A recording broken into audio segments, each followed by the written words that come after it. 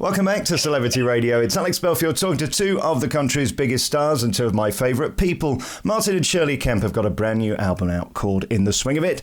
It's out now, and I'm delighted to say they join us today. How are you guys? I'm very well. How are you? I'm not bad for my age, but not as good as you, Martin. I mean, you've got the perfect life, really. You've got a beautiful wife, you've got a son who loves you, you've got it all going on, really, and so much to talk about. Congratulations. Thank you very much. I'm a lucky man. I'm telling you, you've both had incredible lives, but let's start with you first, Shirlie. I mean, can you ever remember a time when your life wasn't extraordinary? You've always been surrounded by completely incredible people, haven't you? Yeah. I mean, not that I'm kind of thinking, I must find some extraordinary, incredible people.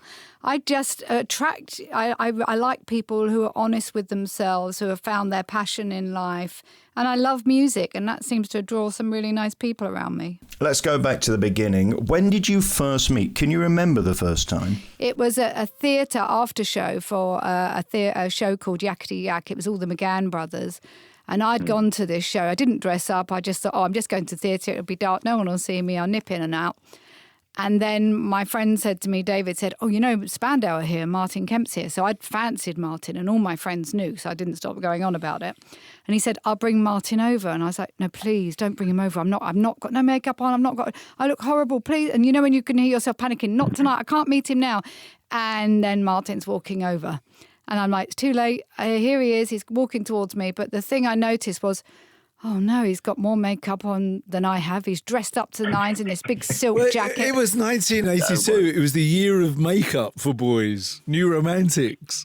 Pretty disappointed, I think, when she saw me. Yeah, I was like, oh dear. I think this is perfect, though, because, Martin, if you see somebody at the worst and you still fancy them, imagine what they're going to look like when they're all dolled up. That's what I say. That's what I thought, That's yeah. exactly right. Listen, but Shirlie never looks bad. She always looks good. For both of you, we're going to get to the question next, which is the point you're going to cut me off and say you're outrageous, but I want to know what it's like to be a sex symbol, because you're both, I mean, Mr. and Mrs. Delicious, been on people's walls for years.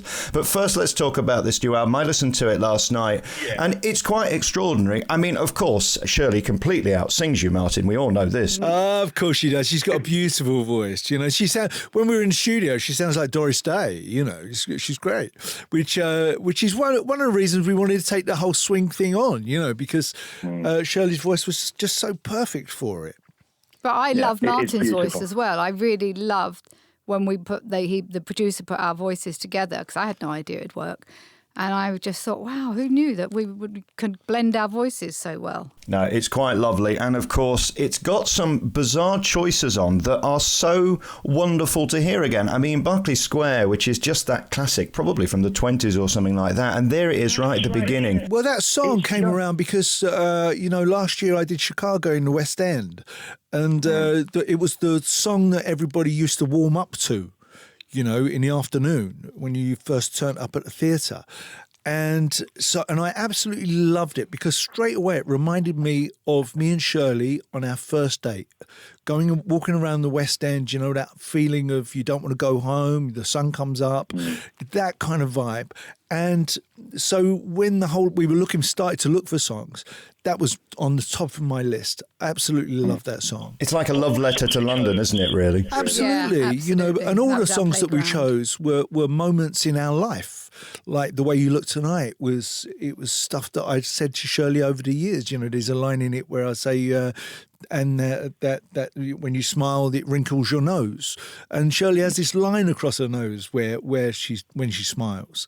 And so everything was kind of perfect. You do seem, I said at the beginning of this interview, to have a dream life, and I'm sure there's ups and downs and happiness and sadness and all of that stuff. But to find a best friend and a lover at the same time must be incredible, and especially in show business, because when you're surrounded by people of, well, let's say great temptation, I mean, there's a lot of attractive people. I mean, you were in Chicago with my mate Maz Murray. They don't get better than that. That's right, Maz, yeah. And you know, all day long, there you are around people, yet you've still always stayed loyal to each other. How do you do that? You should write a book on that, because it's not easy to survive show business sane. You have to have two things. You have to have love, and then you have to have friendship. Would you ruin those two things? Of course not. I wouldn't ruin a friendship with my best friend. And that's what it comes down to. And then there's another element. Then you have kids, and one of them becomes a bigger star than both of you. And there we are on the radio listening to Roman, of course, in the jungle at the moment. You must be incredibly proud. In the first episode, he called you his hero, Martin. It doesn't get better than that. Oh, listen, Roman and I have a really lovely relationship. We just... we're really close, and you know me and Roman. We take the mick out of each other, no end. Like you watched the song Gogglebox together recently over the past few months, and we banter with each other, and we're just like best mates. So I love him dearly, and I have to say, when I was watching that episode, and I was actually tucked up in bed at that point with the TV on in the bedroom, and it brought a tear to my eye when he said that. And of course, the programme continues on Channel 4. It's obvious now it's going to be Martin and Shirlie. Roman's going to be too big, successful and busy. Is there hope we could see you both sat there slagging off other celebs on TV? Yeah, well, let's see. Let's see what happens. Okay. We'll leave that there. Let's talk about back in the day. And I always love reminiscing. And of course, the biggest star in this country that people loved was George Michael. And not only did you get to work with him, you called him a friend. What a magical time that was for you. It doesn't get bigger than that era for both of you. But for you, Shirlie, what a magical time. Yeah, I mean, I count myself very lucky that to me, he wasn't George Michael. He was just one of my best friends. He was like a brother to me. And, sadly, you look back on your life and you think, wow, that was an incredible relationship I had. And I still feel so full of love about it. I just look back and think I was just lucky to have experienced him and our relationship.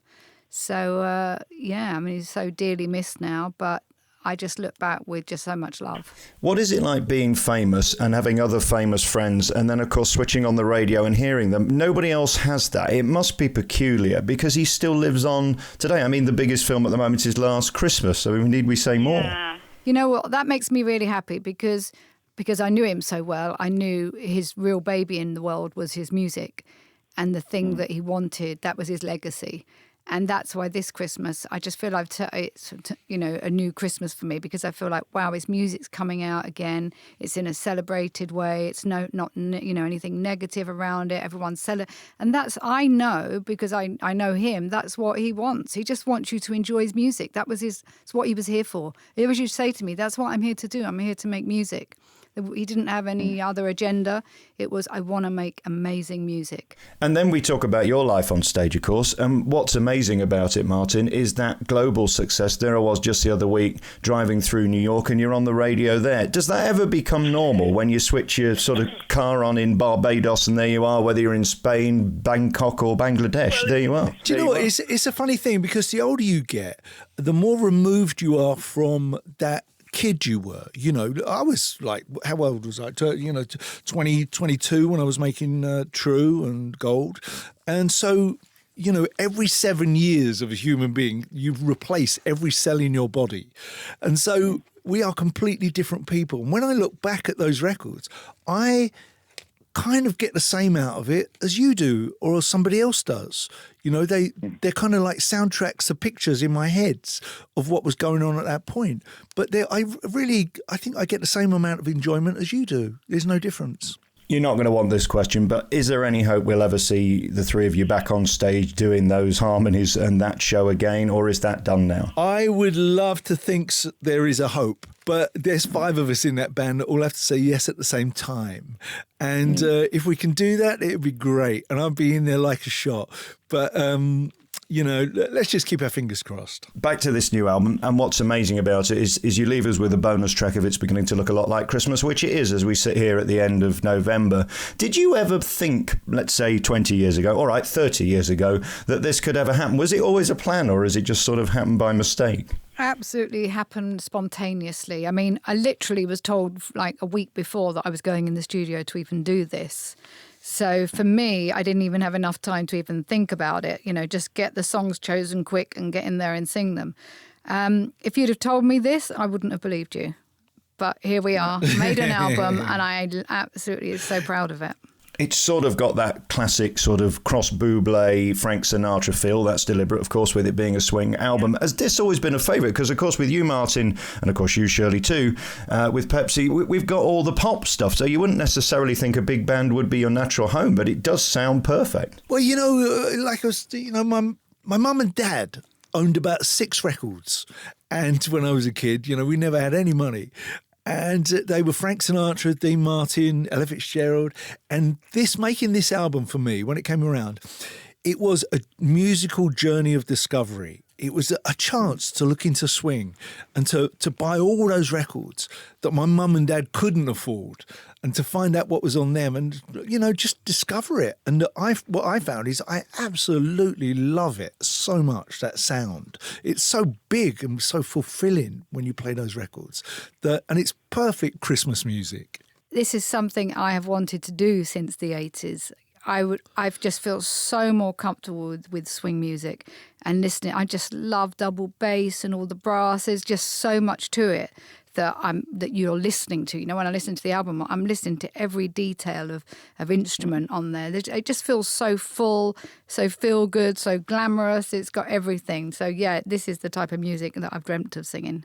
And, of course, You Make Me Feel So Young is the best track on the album, isn't it? Because that's the best swing song ever. Well, funny enough, that was the demo version. That was the first time I went into the studio with Martin when they said, bring Shirley in. And Martin said, well, let's sing You Make Me Feel So Young. So we went in and we did a demo. And producer Brian Rawlin just said, that is it. I'm keeping that demo. We're not changing that. He said there was so much magic because it's the first time we'd ever sung together. So I didn't know neither of us knew at that point. Together, yeah. So neither of us knew when we were in the studio singing that it would have sparked this kind of whole album off. Well, I certainly didn't know. But, when you've been in a relationship as well, going back to how true the songs are to us, when you're in a long relationship, you do make each other feel young.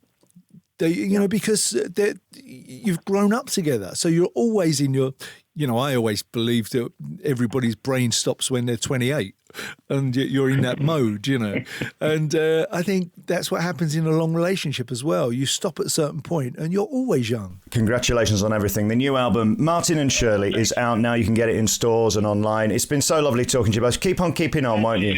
Thank you very much. Thank you so much.